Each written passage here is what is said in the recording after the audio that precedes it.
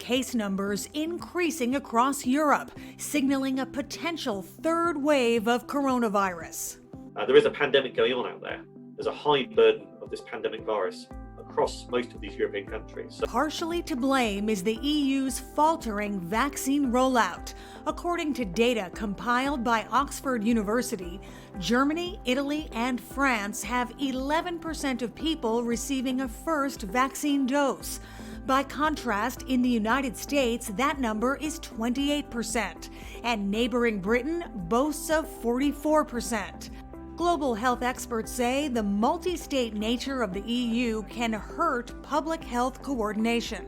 The EU has to coordinate across multiple countries, all of whom will have their own preferences, all of whom will have their own ways of rolling out vaccination campaigns that are slightly different. And unlike the US, the EU's inability to assume financial risk on vaccine development and production hindered their procurement efforts early on. They took a large risk because no one knew at the time that we would be so blessed, so successful with the vaccines under development. Another issue, betting heavily on AstraZeneca's vaccine. AstraZeneca promised about 300 million doses to the EU in the first half of 2020. They have not met that commitment. In addition to supply problems, now the European Union is battling a public perception issue with AstraZeneca after the vaccine was temporarily suspended due to blood clotting side effects.